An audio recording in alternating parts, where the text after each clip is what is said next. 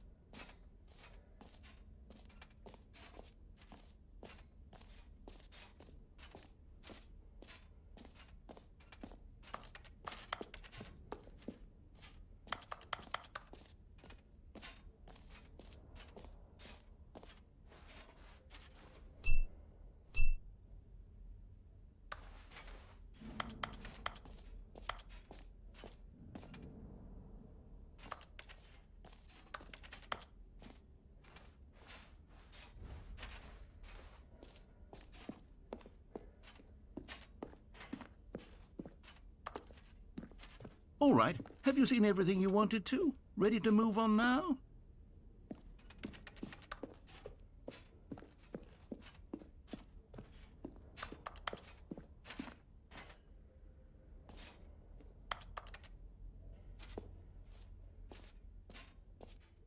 So, Stanley, what do you think?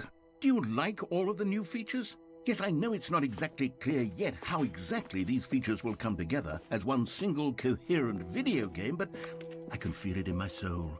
It's going to work. There's definitely a good game in there somewhere. Say, let's do an experiment.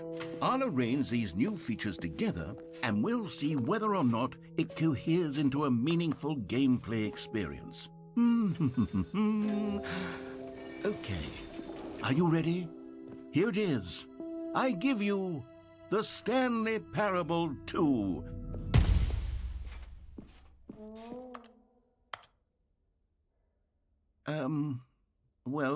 I mean, there's potential here, right? It's sort of... Okay, never mind. Hold on, let me do a different arrangement. Okay, yes, this is much better. I feel good about this. Here we go. Version 2. Who am I kidding, Stanley? This isn't a coherent video game at all. It's a lot of gags. And I do very much enjoy creating gags, but they don't add up to anything. I wanted more than anything to create a sequel that would capture all the magic of the first game. I wanted fans to love it. No matter how good these gags are, they won't stand on their own. They would need the structure and the gameplay of the original. Wait, maybe that's it. I can take the original Stanley Parable and simply, well, insert a few of my new features into it. Tastefully, of course. With respect. With care for the vision and integrity of the original game. Would it possibly work? I suppose it could. But it would need a really, really tremendous title screen. A title screen that says with bold and uncompromising conviction, "This is the Stanley Parable 2. Let me see if I can whip something up. All right, perfect. Go ahead. Take a look.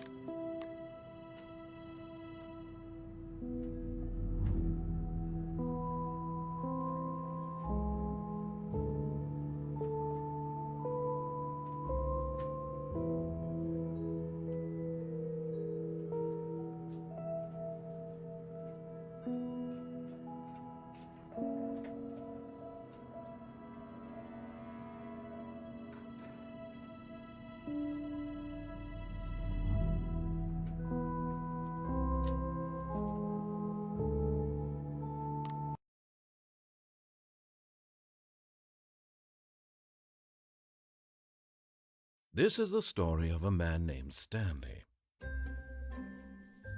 Stanley worked for a company in a big building where he was employee number 427. Employee number 427's job was simple. He sat at his desk in room 427 and he pushed buttons on a keyboard. Orders came to him through a monitor on his desk, telling him what buttons to push, how long to push them, and in what order. This is what employee 427 did every day of every month of every year. And although others might have considered it soul-rending, Stanley relished every moment that the orders came in, as though he had been made exactly for this job. And Stanley was happy. And then one day, something very peculiar happened. Something that would forever change Stanley. Something he would never quite forget. He had been at his desk for nearly an hour when he realized that not one single order had arrived on the monitor for him to follow. No one had showed up to give him instructions, call a meeting, or even say hi. Never in all his years at the company had this happened, this complete isolation. Something was very clearly wrong. Shocked, frozen solid, Stanley found himself unable to move for the longest time. But as he came to his wits and regained his senses, he got up from his desk and stepped out of his office.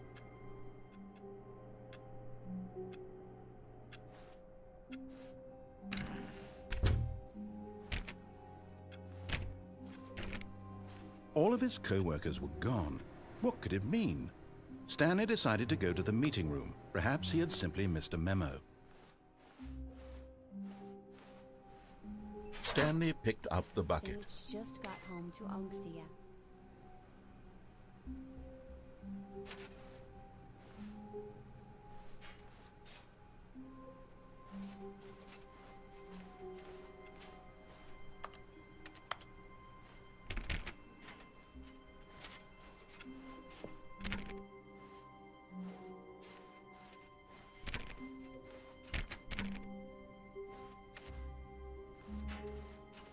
Stanley clutched the bucket tightly to his chest and entered the door on his left.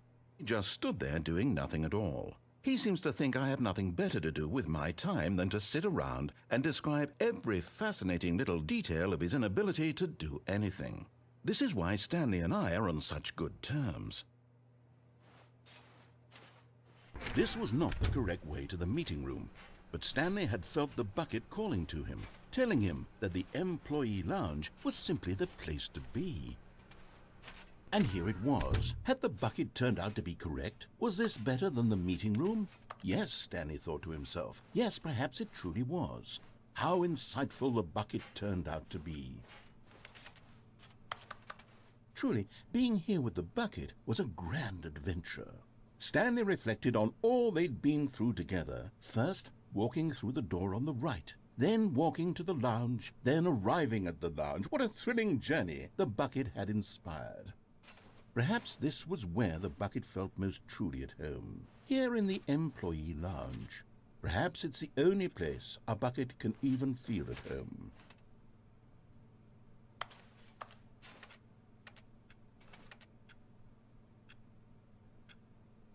Stanley decided to just give the bucket absolutely as much time as it needed to be in the lounge. Clearly, the bucket and the employee lounge shared a special connection.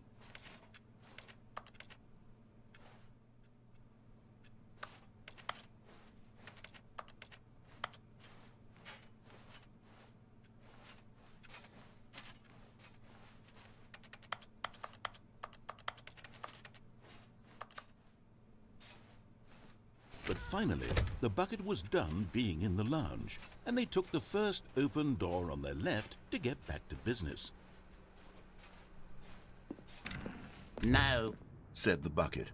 don't go to the meeting room. Go somewhere else. The cargo lift, yes. Go there. Go to the cargo lift. Good, Said the bucket. now ride the lift all the way to the top. There's something up there I need you to do. Stanley did not question why or how this bucket was speaking to him. It should have alarmed him, of course, because buckets can't talk. But Stanley chose not to think about this obvious fact. He was firmly convinced that the bucket had spoken to him, and he unthinkingly did whatever the bucket asked.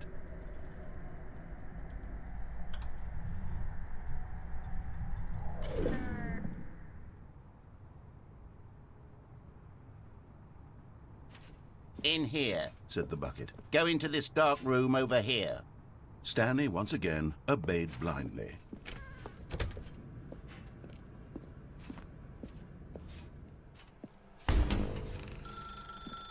Now pick up the phone. Said the bucket. Whoa, hold on. Why did you unplug the phone? Were you trying to resist the bucket's orders? Stanley, I was joking. Obviously, the bucket isn't talking to you and telling you to do things. Buckets can't talk. It was a joke. Don't you get the joke? It's funny, Stanley. A talking bucket.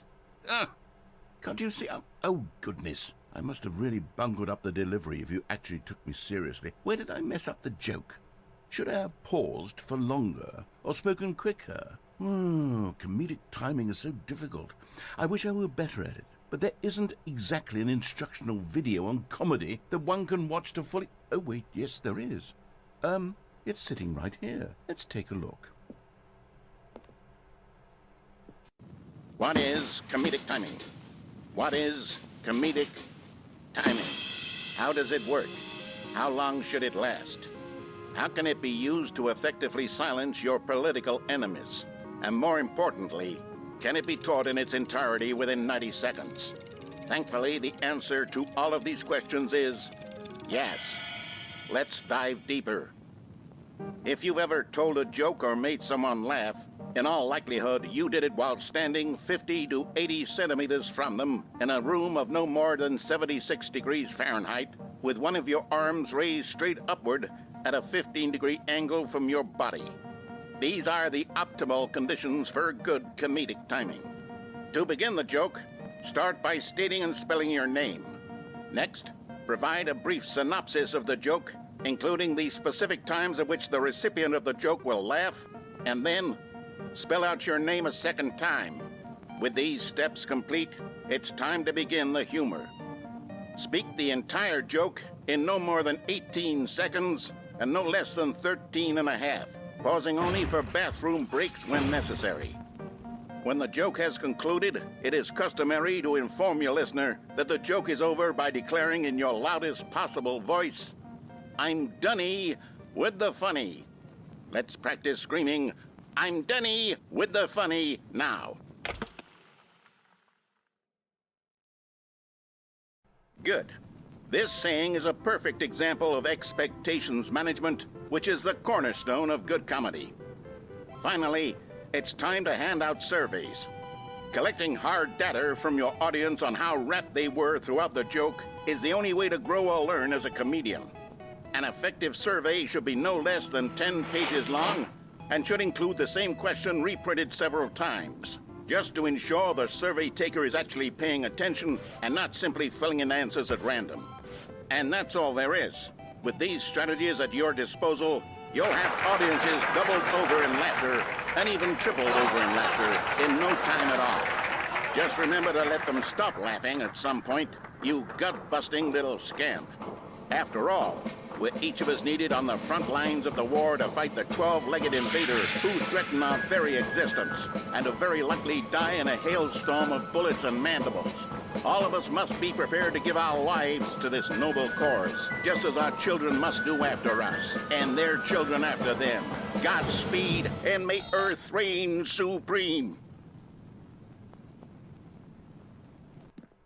Hey, goodness, this video is a little outdated, isn't it? Well, no matter. I think the fundamentals of proper comedic timing are still as relevant today as they were back then. So with that in mind, I believe the only way forward is for us to return to the two doors and walk through all of this again, so I can try telling my story with more appropriate comedic delivery. Come along, let's head back.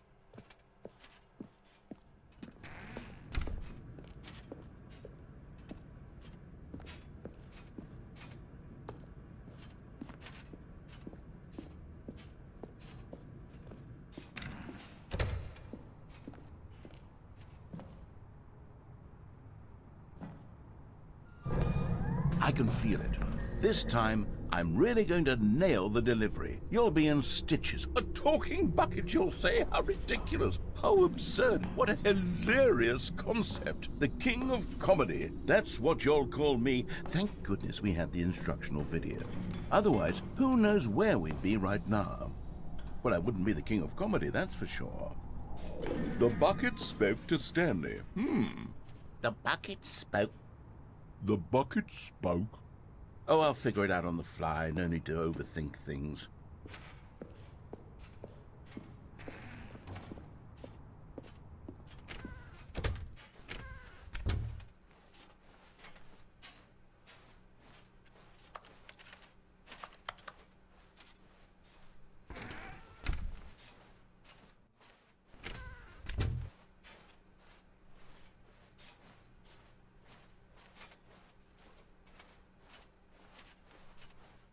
Here we go.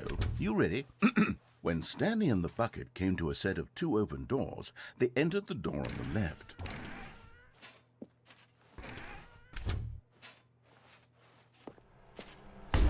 What? We're back at the phone already? No. What's going on? There was supposed to be several rooms leading up to this.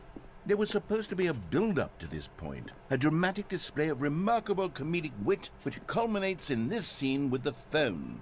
But now the timing's completely off. The joke will never land. Well, not the way it was meant to. And it's all my fault. I must have forgotten that the phone room comes immediately after the 2 doors room. What an egregious mistake. I've made a fool of myself. I don't deserve the title of King of Comedy. I'm nothing. I'm not even the lowliest joke-telling whelp. I think I need to go back and rewatch that instructional video again. Yes, surely that will help me improve my... Here we go. You ready? When Stanley and the bucket came to a set of 2 open doors, they entered the door on the left.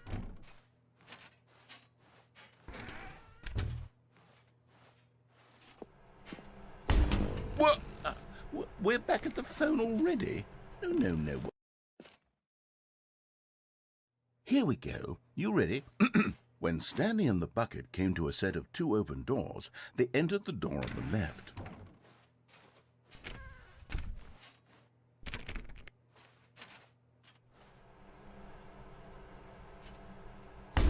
What? We're back at the phone already? No. Here we go. You ready? When Stanley and the bucket came to a set of 2 open doors, they entered the door on the left.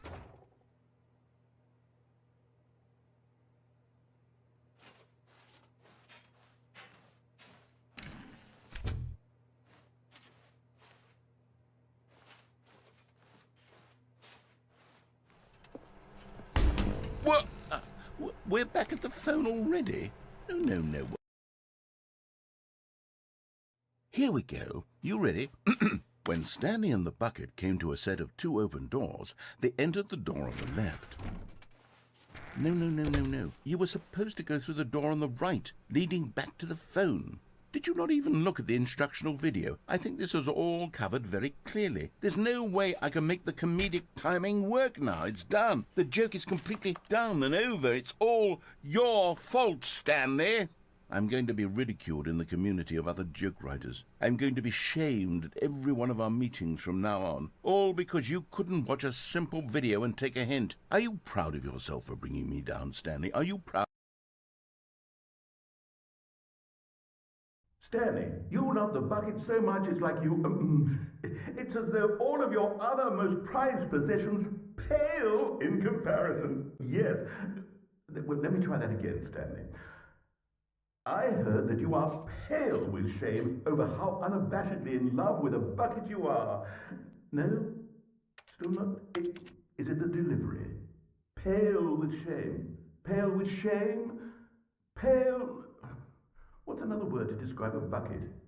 Stanley, this bucket is so metal. I think I saw it playing guitar. No. We're getting away from making fun of Stanley's obsession with the bucket, which was the whole point of this. I'm no good at these jokes. I need more instructional videos. That's exactly what it is. That's what will make me the king of comedy again. More instructional videos. Let's see.